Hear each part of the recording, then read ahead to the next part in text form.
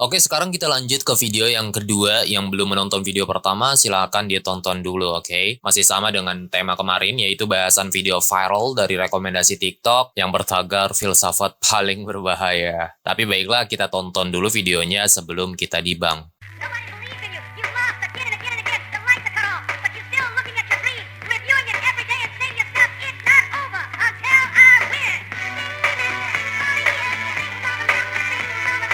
Oke, jadi dari situ itu dikatakan, jika Tuhan telah mengatur takdir, lalu untuk apa kita berdoa? Gue akan coba kasih dua jawaban dari sini ya, yaitu jawaban singkat dan jawaban yang panjang. Untuk jawaban singkatnya, itu simple, bahwa berdoa itu bagian dari takdir. Jadi, Tuhan itu mengatur takdir, dan pada saat kita berdoa, itu juga bagian dari takdir Tuhan. Ini oksimoron yang juga bisa dibenarkan, tetapi juga akan bisa menimbulkan banyak masalah ketika kita terapkan ke bentuk skenario yang lain, yang mana manusia itu bukan cuma ngelakuin skenario kebaikan, tetapi juga kejahatan. Bukan cuma melakukan penyembahan kepada Tuhan, tetapi juga penghinaan kepada Tuhan. Lalu dari sini pertanyaannya, apakah secara langsung Tuhan itu yang terlibat di setiap tindakan manusia? Ini sudah dibahas oleh para teolog dan filosof muslim sendiri terkait dalam memperdebatkan masalah determinisme atau fatalisme dan kehendak bebas pada manusia. Beberapa orang itu ada yang mempercayai takdir mutlak dan ada yang mempercayai kehendak bebas mutlak. Nah, kita sebagai muslim, posisi kita itu ada di kompatibel. Nggak ada di bentuk ekstrim kanan ataupun ekstrim kiri, melainkan ada di tengah-tengah, bahwa kita itu percaya takdir dan juga kita percaya adanya kehendak bebas. Dan keduanya ini saling koexist atau berdampingan. Dan penerapannya itu jelas ada bahan diskusian lagi oleh para teolog muslim sendiri. Kebetulan gue juga udah menulisnya di Discord terkait masalah ini, tapi tentu beberapa detailnya itu dari pandangan Atsariyah sendiri sebagai akidah yang gue pegang. Tetapi umumnya, klaim Asy'ariyah itu juga memandang kepercayaan yang sama terkait kompatibilisme seperti ini. Asy'ar Rashid, salah seorang ahli kalam dan juga seorang penganut Asy'ariyah sebagai teologi rasionalnya, dalam bukunya sendiri, Islam Unsure Atheism, dia juga mengakui bahwa klaim ahlul kalam itu digambarkannya sebagai kompatibilisme atau istilah lainnya itu determinisme yang lunak. Namun jelas memang terkait detail dan konsepsi pada tindakan Tuhan dan manusia serta penerapannya itu berbeda dari klaim Atsariyah, yang mana orang Asy'ariyah itu punya klaim okasionalisme atau konsepsi al-kasab sendiri dalam membahas takdir dan kehendak bebas. Sedangkan Atsariyah atau Salafiyah itu menggunakan konsepsi secondary causation atau kausalitas sekunder. Dan ini jadi masalah perbedaan antara kompatibilisme yang dimiliki oleh Asy'ariyah dengan Atsariyah ataupun Salafiyah. Dan dalam video ini, gue kasih disclaimer ya, bahwa gue itu nggak akan membahas secara detail dalam hal ini, melainkan klaim umum saja terkait kompatibilisme secara filosofi sendiri. Dan kalau lo mau membaca detailnya terkait hal ini, udah dirangkum oleh Muhammad Hijab dalam artikelnya Wrestling with Free Will dari Sapiens Institute. Di sana itu ada bahasan juga terkait bentuk kausalitas sekunder dan okasionalisme. Atau juga gue kasih artikel lagi untuk memahaminya lebih dalam dengan mudah terkait dua klaim ini, yaitu artikel dari Petrit Kola tentang okasionalisme Al-Ghazali dan kausalitas sekunder Ibn Taimiyah. Silakan lo itu bisa cek di deskripsi video untuk membacanya lebih lanjut. Dan sekali lagi,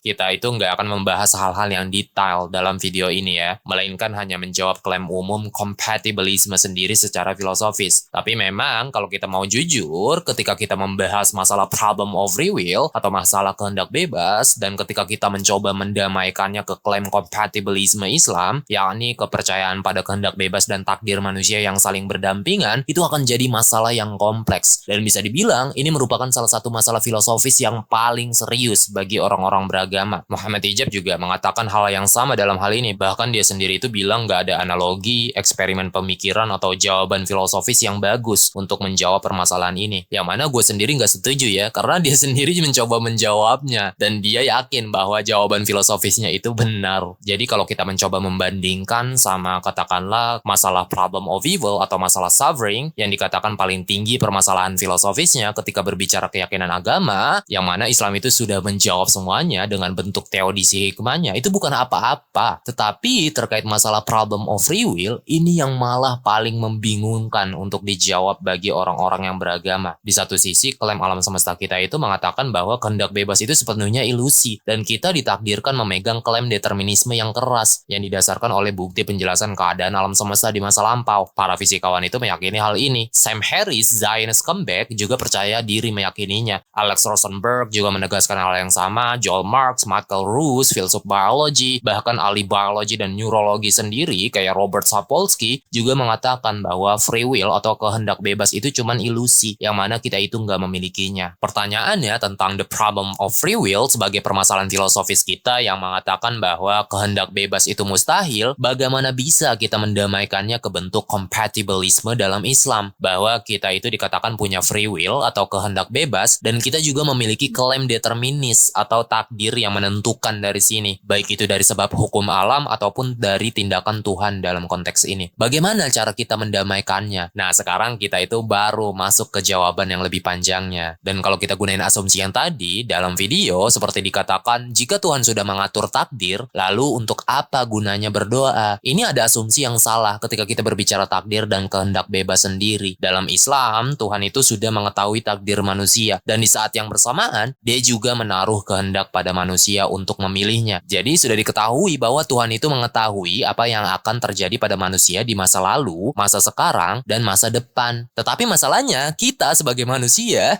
itu tidak mengetahuinya. Makanya kita itu cuma dapat bertindak sesuai dengan kehendak kita sendiri dan berharap bahwa masa depan kita itu lebih baik dari apa yang telah ditentukan oleh Tuhan. Formula yang paling baik dalam menjelaskan kompatibilisme itu bisa dengan menggunakan eksperimen pemikiran, yang mana juga udah gue bahas di Discord dalam hal ini. Lo itu bisa cek sendiri ya. Jadi ketika kita mencoba mendamaikan klaim pengetahuan dan kemahatauan Tuhan serta kehendak bebas manusia, seperti bagaimana kita itu punya kehendak bebas padahal Tuhan sudah mentakdirkannya, kenapa kita itu harus berdoa, kenapa kita itu harus masuk neraka padahal Tuhan sendiri sudah menentukannya, dan kenapa Tuhan itu harus menguji manusia sedangkan ia sudah tahu akhir dari takdir manusianya. How so? Bagaimana cara kerjanya dalam hal ini? Sebutlah, katakanlah ada seorang time traveler atau pelintas waktu yang telah pergi ke masa lalu, masa depan, dan juga kembali ke masa aslinya atau masa sekarang. Seorang pelintas waktu itu mengetahui segalanya apa yang terjadi di masa lalu, di masa depan, dan masa sekarang. Di masa sekarang, di masa asli dia itu ingin memberitahu seseorang bahwa ia itu benar-benar seorang pelintas waktu. Namun, seseorang yang diberitahunya itu tidak mempercayainya. Lalu orang itu mulai menantang sang pelintas waktu tersebut dengan meminta beban pembuktian, karena ia itu sendiri nggak mempercayainya akan hal itu. Dari sinilah eksperimen itu dimulai. Tantangan pembuktian itu diterima oleh sang pelintas waktu, dan ia memulai tantangan itu di sebuah lapangan yang dikelilingi pagar dengan 5 gerbang pintu masuk. Tantangannya itu digambarkan bahwa sang pelintas waktu menerapkan aturan dari sini, bahwa orang yang tidak percaya itu akan melewati 5 gerbang pilihan, dan sang pelintas waktu akan menulis prediksinya dengan sebuah kertas kepada orang itu terkait apa yang akan dipilih oleh orang itu. Ketika tantangannya dimulai, orang itu sudah menerima kertas yang telah tertulis prediksi dari si sang pelintas waktu, dan orang itu tidak boleh melihat jawabannya sebelum dia melewati 5 gerbang pilihan itu. Lalu mulailah dia itu mencoba untuk memilih gerbang mana yang akan ia lewati. Tetapi ternyata orang itu malah melanggar aturan. Dia itu bukan melewati 5 gerbang yang sudah ditentukan, tetapi ia malah memilih untuk melompat melalui pagar. Dan ternyata di dalam kertas prediksi tersebut itu telah ditulis duluan oleh sang pelintas waktu bahwa orang itu akan melanggar aturan dan dia itu akan melompati pagar, bukan melewati gerbang. Nah, dari eksperimen pemikiran itu bisa dikatakan ya kurang lebih sama dengan bagaimana cara kerja takdir Tuhan dan kehendak manusia. Dan itulah cara kita memandang klaim kompatibilisme sendiri dalam Islam, bahwa kita itu dikatakan punya takdir dan kita itu dikatakan punya kehendak bebas. Sekalipun kita mencoba berharap dalam menggapai takdir tersebut, belum tentu Tuhan akan mentakdirkan hal yang sama. Dan sekalipun kita mencoba melanggar takdir tersebut, seperti dengan mencoba menciptakan takdir kita sendiri, kita itu tidak mengetahui takdir apa yang telah Tuhan tentukan, yang mana ia sendiri sudah lebih dulu mentakdirkannya sebelum kita. Asrar Rashid dalam bukunya yang sama juga menegaskan lagi dengan mengatakan, fakta bahwa Tuhan mengetahui apa yang kita lakukan, apa yang kita peroleh, atau apa yang kita dapatkan dengan kehendak bebas kita, tidak berarti bahwa Dia telah memaksa kita untuk melakukan tindakan-tindakan tersebut ketika kita menggunakan kehendak bebas kita. Tuhan tahu bahwa Tom akan memakan 5.000 roti sepanjang hidupnya dan telah menetapkannya dengan menciptakan Tom dan 5.000 roti khusus untuk dimakan menentukan Tom di sepanjang hidupnya. Tetapi apakah ketetapan dan pengetahuan Tuhan yang sudah ditentukan itu menghilangkan kehendak bebas Tom untuk mengusahakan dan memperolehnya dengan perbuatan baik ataupun buruk? Jawabannya itu tidak. Sama seperti Tuhan menciptakan Tom dan dunia di sekitarnya, Tuhan juga menciptakan dalam diri Tom kehendak bebas, yaitu kemampuan untuk memilih dan mengusahakan. Pilihan untuk mengusahakan kebaikan ataupun keburukan dalam masa hidupnya yang sangat terbatas, dan dengan jumlah pilihan yang terbatas inilah yang menjadi tanggung jawab Tom. Arthur Schopenhauer pernah mengatakan bahwa manusia dapat melakukan apapun yang dikehendakinya, tetapi ia tidak dapat menginginkan apapun yang dikehendakinya. Dan lebih dulu, Al-Quran sudah menyatakan bahwa kamu tidak menghendaki sesuatu kecuali jika Allah menghendakinya. Sesungguhnya Allah Maha Mengetahui lagi Maha Bijaksana. Di sini mungkin Asrar Rashid sendiri juga gunain asumsi Asy'ariyahnya ya dalam menjelaskan hal ini kalau dibaca semuanya. Tetapi intinya dalam hal ini, kita itu nggak percaya klaim determinisme keras atau takdir yang mutlak yang disebabkan oleh Tuhan kepada manusia. Melainkan kita itu percaya bahwa ada free will atau kehendak bebas yang mendampingi takdir yang ditentukan oleh Tuhan. Jadi ketika kita mengatakan bahwa jika Allah telah mentakdirkan kepada kita apa yang akan terjadi di masa depan, namun kenapa kita masih tetap berdoa kepadanya, tentu jelas karena berdoa itu sendiri bagian dari kehendak bebas kita, dan takdir kita yang telah ditentukan oleh Tuhan tidak diketahui bentuknya serta perwujudannya sebelum sampai kepada masa depan. Dan dengan berdoa itu menjadi harapan bagi kita untuk berusaha menjawab keinginan terkait takdir manusia. Tetapi ingat, sama seperti kutipan Arthur Schopenhauer tadi, bahwa manusia itu dapat melakukan apapun yang dikehendakinya, tetapi ia tidak dapat menginginkan apapun yang dikehendakinya. Jadi ketika kita berdoa sekalipun, kehendak kita itu cuma hanya dapat berharap terkait apa yang akan terjadi pada kita. Namun, kita itu tetap tidak bisa menginginkannya untuk merealisasikannya dari apa yang kita harapkan atau perbuat, kecuali itu jadi bagian daripada takdir Allah sendiri. Jadi, Tuhan itu tahu masa depan manusia, tetapi manusia tidak mengetahuinya. Dan Tuhan mentakdirkan manusia terhadap sesuatu, tetapi manusialah yang memiliki kehendak dalam menggapai takdir tersebut. Mau dengan cara yang baik ataupun dengan cara yang buruk, mau itu berakhir baik ataupun berakhir dengan yang buruk, manusia itu tetap akan terlibat di baliknya karena kehendak yang dimiliki olehnya. Dan Tuhan dengan takdirnya hanya menetapkannya berdasarkan kebijaksanaannya.